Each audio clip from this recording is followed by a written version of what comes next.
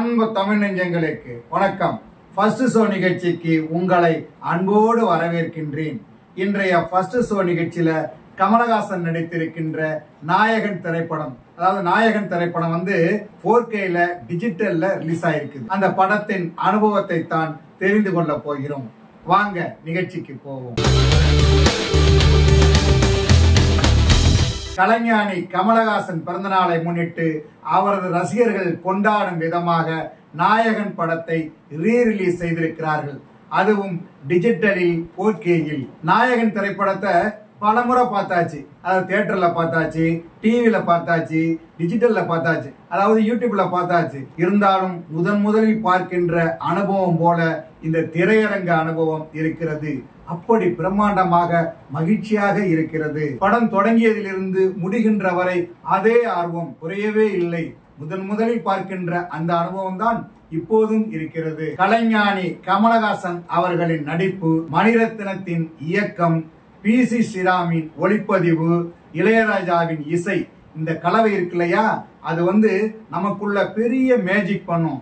அந்த அளவுக்கு இந்த படம் இருக்கிறது. நாயகன் படத்தை முதல்ல எப்படி பார்த்தோம், யாரோடெல்லாம் சேர்ந்து பார்த்தோம் அப்படிங்கிற நினைவுகள் நமக்கு ஞாபகத்துக்கு வருது. இப்போது நாயகன் படம் டிஜிட்டல்ல வெளியா இருக்கு இல்லையா, இதை கொண்டு ரிலீஸ் செய்த தயாரிப்பாளர் முக்தா சுந்தர் சொல்லும் போது ஒரு விஷயத்த சொன்னாரு.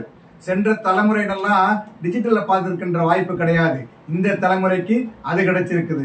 அதே மாதிரி நாயகன் படத்தை முதல் தலைமுறையை பார்த்தாங்க இல்லையா, ஆனா இந்த தலைமுறைக்கு இது புது அனுபவமா இருக்கும். தயவு செய்து குடும்பத்தோடு பாருங்க அப்படின்னு கேட்டுக்கிட்டாரு.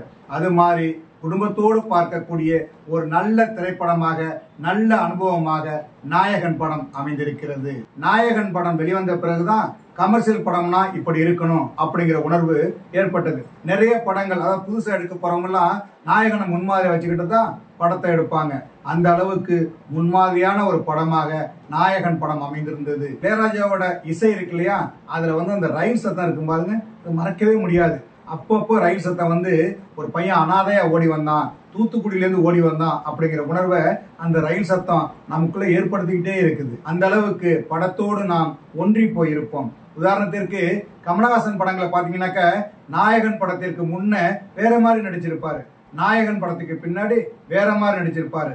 அந்த அளவுக்கு அவரது நடிப்பு, தோற்றம் எல்லா விஷயத்திலும் கவனிக்க வச்சுது. காலையில எழுந்ததும் புறாவுக்கெல்லாம் உணவு வைப்பாரு, வெளியே வருவாரு, வீட்டுல கூட்டமா இருக்கும், என்னாச்சு யாருக்கு ஏதாவது ஆச்சா, உதவி வேணுமா அப்படிலாம் கேட்பாரு.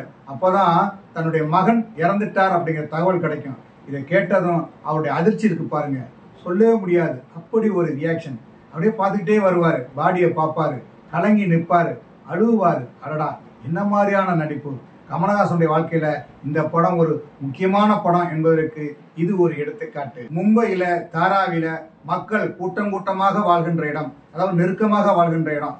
அந்த இடத்த சேட்டு ஒருத்தர் வாங்கி பில்டிங் கட்டுறதுக்கு முயற்சி பண்ணுவாரு. இதை கேள்விப்பட்டதும் கமல் நண்பர்களை கூட்டிக்கிட்டு நேர சண்டைக்கு போவார்னா தங்களுடைய வழி எப்படி இருக்கும் அப்படிங்கறத உணர்த்துற மாதிரி பொருட்கள் எல்லாம் அடிச்சு நொறுக்கி மேலே இருந்து கீழே தள்ளுவாங்க. இதெல்லாம் பார்க்கின்ற போது அப்படி ஒரு பரபரப்பான காட்சி படத்துல இருக்கும். அதுல ஒளிப்பதிவாளர் PC ஸ்ரீராம் பெருசா தெரிவார். எப்படியெல்லாம் அந்த காட்சிகளை எடுத்திருப்பாங்க.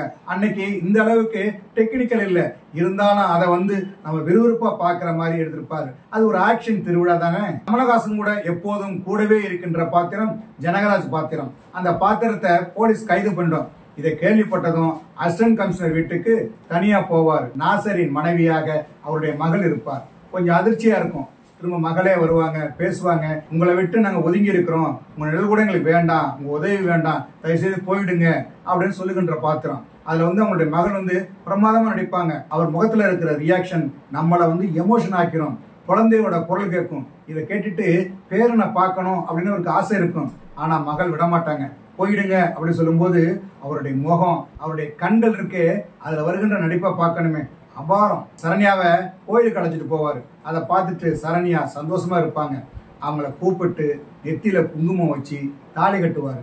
தாலி கட்டும் போது சரண்யாவோட கண்கள் இருந்து கண்ணீர் தாரதாரையா ஓடும். நான் இருக்கிறேன், நீ கலங்காத, நான் உனக்கு எப்பவும் துணையா இருப்பேன், வாழ்க்கை முழுக்க கூடவே இருப்பேன் அப்படின்னு சொல்ற மாதிரி ஒரு அணைப்பு இருக்கும் பாருங்க. பிரமாதம். ஒரு உயர்ந்த நல்ல உள்ளத்தை, உணர்வுள்ள பாத்திரத்தை, அதாவது கம்யூனிஸ்ட்காரங்களா சொல்லுவாங்க இல்லையா, அது மாதிரி பெருந்தன்மையா சக மனிதனை மதிச்சு ஏத்துக்கிற இடம் ரொம்ப பிரமாதமா இருக்கும். அப்பா நல்லதுக்கு தான் கொலை பண்ணிருப்பாரு, இருந்தாலும் அது மகளுக்கு புரியாது, புரிய வைக்கவும் முடியாது. அந்த மாதிரி சூழ்நிலை மகள் எதிர்த்து கேள்வி கேட்பாங்க, அவரால் பதில் சொல்ல முடியாது. எவ்வளவோ விஷயங்கள் சொல்லுவாங்க, ஆனா கேட்க மாட்டாங்க. அப்போ ஒன்று சொல்லுவாரு, எல்லாரையும் நிறுத்த சொல்லு, நானும் நிறுத்துறேன் அப்படின்னு சொல்லி ஒரு டைலாக் அடிக்கடி பேசுவாரு. அந்த வசனம் தியேட்டர்ல அப்படி ஒரு கைதட்டல். ஏன்னா உணர்வுகளை உரசி செல்கின்ற மாதிரி அப்படி ஒரு பாத்திரம். அதற்கு தேவையான நடிப்பை கமல் வழங்கியிருப்பார். அவர் மகளாக நடித்திருப்பவரும் அருமையாக நடித்திருப்பார். வேற தியேட்டர்ல நீங்க நல்லவரா கெட்டவரா அப்படின்னு கேட்பாரு. அந்த இடத்துக்கு தியேட்டர்ல அப்படி ஒரு கைதட்டல். இந்த படத்துல நிறைய தோற்றங்கள்ல கமலஹாசன் நடிச்சிருப்பாரு. சின்ன வயசு, அதுக்கு அடுத்த கட்டம், அதுக்கு அடுத்த கட்டம், வயதான தோற்றம்னு படம் முழுக்க பல தோற்றங்கள்ல வருவாரு. எல்லா தோற்றங்கள்லையும் நம்மளை கவனிக்க வைப்பாரு.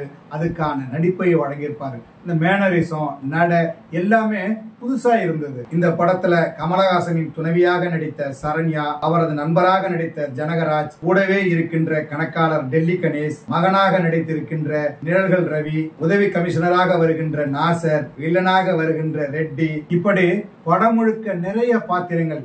எல்லாருக்குமே ஒரு முக்கியத்துவம் இருக்கும், ஒரு நிறைவு இருக்கும். உதாரணத்துக்கு ஒரு பாட்டி கமலை பிடிக்க வரும்போது தீ வச்சுக்குவாங்க. என்னடா மனுஷி இப்படி இருக்கிறாளே அப்படின்னு போலீஸே வியந்து போவாங்க. இப்படி ஒரு பெரிய மனிதரையா கைது பண்ண போறோம் அப்படின்னு நாசரே ஆச்சரியப்படுவாரு.